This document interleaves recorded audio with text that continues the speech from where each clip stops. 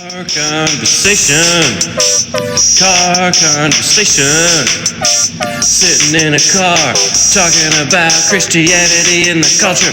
Car conversation, with your hosts, Larry and Larry.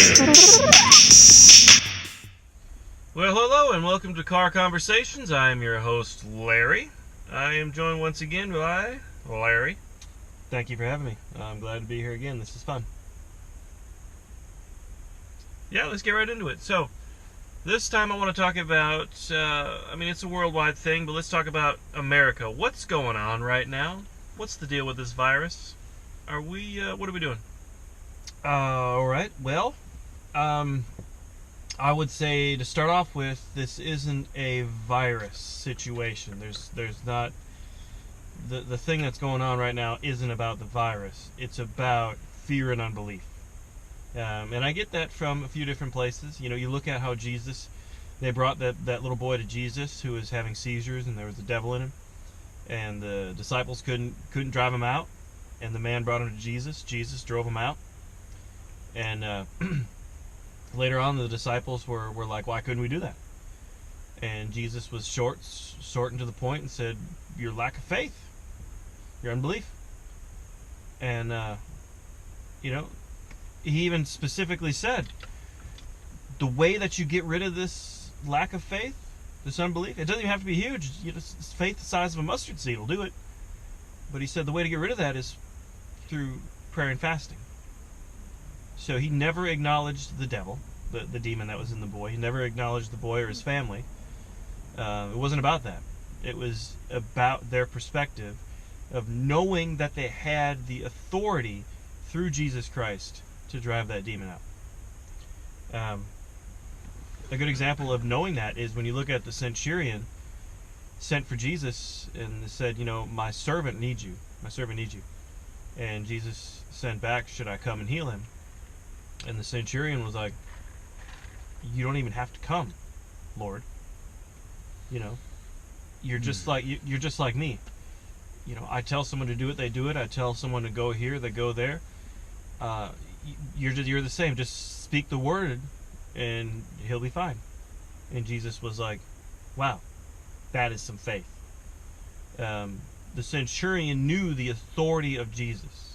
He knew that Jesus had authority, so much so that he didn't even need him to come. Just speak the word, and whatever it is, will obey. So, to me, you look at instances like that, you don't see him going on and on about, is this person in sin? Is this person doing this? He's not going on and on about the demon or the sickness. It's straightforward to the point, and it's usually something simple like, be well. Or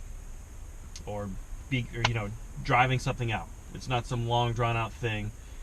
It's just speaking with authority, knowing that you have authority. So speaking with authority, from authority, in authority. No? Oh. Well, so, that's interesting. So you're saying it's not really an issue with the virus so much as it is with the fear and unbelief it's causing. Is that what I'm gathering? Or am I off? Well, yeah, it would be right? Yeah. The last thing I'll say on it is, you look at Jesus when he got into the furnace with the 3 Hebrew boys in the Old Testament. You don't see any indication that the fire ever had to be spoken to or anything like that. Jesus just got in there. He didn't have to say, fire be still, or fire quit, whatever. He just got in there because Jesus has authority over everything. So he doesn't have to say anything to it. He can be in it and be okay, because the fire has to bend its will, has to change its way in order to bring in or allow Jesus into its area. So it's the same way with the virus. Like, we can go out in a group of people who could be all positive for whatever virus.